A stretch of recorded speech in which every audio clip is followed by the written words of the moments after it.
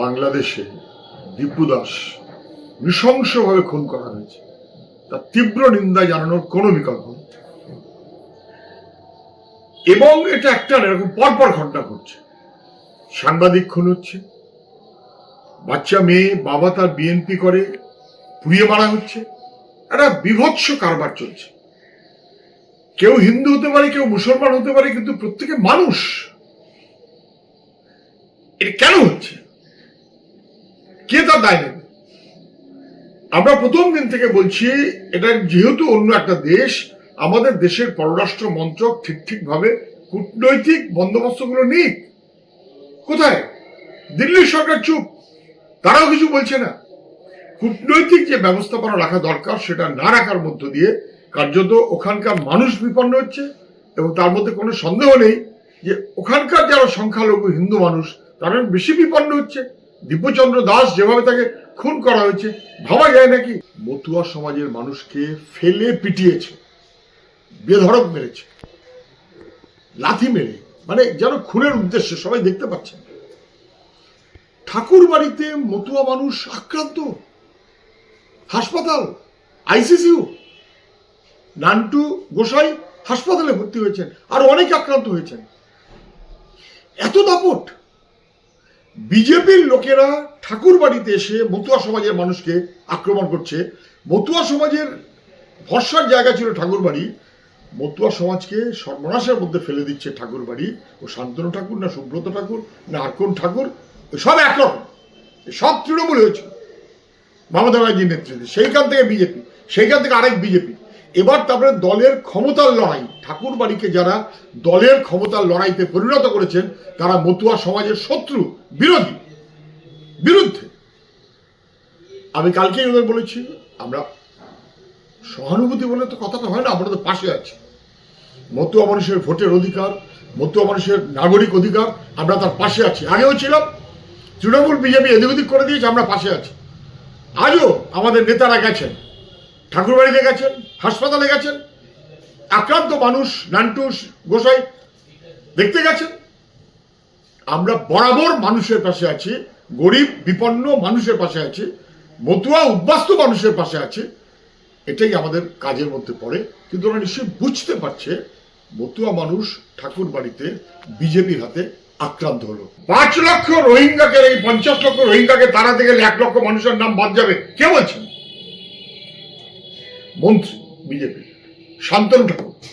এবং তারপর সেটা নিয়ে মানুষ প্রতিবাদ করতে গেছেন, তাদের উপর আক্রমণ। Very simple. 2024 সাল পর্যন্ত যারা ভারতে আছেন, ডিসেম্বর পর্যন্ত, তারা ভারতে থাকার অধিকারী। 2024 সাল পর্যন্ত যারা মতুয়া সমাজের মানুষ ভারতে আছেন 14 সালের ডিসেম্বরের আগে, তারা নাগরিক হওয়ারও যোগ্য, যদিও ভোটার লিস্ট নাগরিকত্বের প্রশ্ন নয়, ইউনিভার্সাল ফ্র্যাঞ্চাইজি। তাহলে 24 সালের আগে যিনি ভোট দিয়েছেন, 24 সালের আগে যিনি রেশন কার্ড, প্যান কার্ড, আধার কার্ড ইত্যাদি আছে, তিনি 24 সালের আগে থেকে আছেন, স্পষ্ট। তারপর যদি দুর্নীতি থাকে সেটা পাসপোর্টেও আছে। ফলে তারা কেন সার্বজনীন ভোটাধিকার থেকে বঞ্চিত হবে? 1 লাইনের মামলা ছিল কেন্দ্রীয় স্বরাষ্ট্র মন্ত্রকের, তারা এদের ঠিক করতেন, নির্বাচন কমিশনের সঙ্গে কথা বলতেন, এবং নির্বাচন কমিশন যেভাবে চলে 1 মিনিটের মামলা, যে যারা 2024-এর ডিসেম্বরের আগে থেকে আছে এখানে ইউনিভার্সাল ফ্র্যাঞ্চাইজি, তাদের কোনো না কোনো কাগজ দেখে তারা আছেন এটা বুঝলে তারা ভোটার। এই তো সহজ কথা। 58 লক্ষ মানুষের নাম বাদ গেছে, অতএব এখন ওরা আর তৃণমূলে গ্যাক হয়ে গেছে। আরে বাবা, তৃণমূলে দমবন্ধ হলে যেমন বিজেপি, বিজেপিতে দমবন্ধ হলে তেমন তৃণমূল। শুভেন্দুর চারপাশে যারা আছে তাদেরও দমবন্ধ হচ্ছে রোজ, তৃণমূলের চারপাশে যারা আছে তাদেরও দমবন্ধ হচ্ছে রোজ। তারপর ধান্দাবাজির জন্য থেকে যাচ্ছে। যারা ধান্দাবাজি সম্পন্ন মানুষ নন, বহু সাধারণ মানুষ, তারা বুঝতে পারছেন তৃণমূল অথবা বিজেপি পারস্পরিকভাবে বন্ধুত্বের সম্পর্কে চলে। তৃণমূলে ঠেকাবার জন্য বিজেপি নয়, বিজেপিকে ঠেকাবার জন্য তৃণমূল নয়। তার জন্য একটাই শক্তি, লাল ঝান্ডা। লাল ঝান্ডা সেই মনোভাবে চলছে। যারা বলেছিলেন লাল ঝান্ডা যেন দেখা না যায়, তারা বুঝতে পারছেন গোটা রাজ্য জুড়ে মানুষ ভরসা করছে লাল ঝান্ডাকে। বাদ দেবার জন্য ভোটার লিস্ট নয়, ইউনিভার্সাল ফ্র্যাঞ্চাইজি ইনক্লুসিভ মনোভাবে চলা উচিত।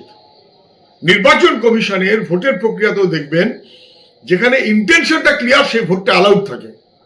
তাহলে যেখানে মানুষ এখানে আছেন এবং তারা ভোট দিতে চান, ভোট দেন, ভোট দিয়েছেন, আর 10টা অধিকার তাদের আছে, তাদেরও ভোটের অধিকারকে নিশ্চিত করাটা কাজ। মৃত মানুষ হলে বাদ দিক, ভুতুরে হলে বাদ দিক, বাকিরা থাকবে, সেই রকম ব্যবস্থাপনা যাতে করা যায় নির্বাচন কমিশনের ওটাই কর্তব্য। অর্জুন সিং মার্কা ক্রিমিনালরা তৃণমূলে থাকলেও ক্রিমিনাল, বিজেপিতে গেলেও ক্রিমিনাল। ফলে স্বাভাবিক কারণেই ওই কি বললে কি মারবে আর তারপরে কোথায় কি ফুটুস করে লাগিয়ে দেবে, এইসব মনোভাবেই ওরা চলে। রাজনীতিকে দুর্বৃত্তদের হাতে পৌঁছে দিয়েছে তৃণমূল এবং বিজেপি। অর্জুন সিং এর কথায় তার প্রতিফলন। তৃণমূল আর বিজেপি অ্যাজ ইফ দুটো আলাদা দল, তা না। ধান্দার জন্য কখনো এক, কখনো আলাদা। ফলে কে কত বেশি ক্ষমতাশালী তার লড়াই, দাপটের লড়াই, ক্ষমতার লড়াই, তোলাবাজির লড়াই, লুঠেরার লড়াই। ফলে তৃণমূল আর বিজেপি থাকবে আর গুলি বোমা বন্দুক তা বাড়বে না, এসে কখনো হয় নাকি? বাসন্তীতে চোখ নষ্ট হয়েছে যুবকের,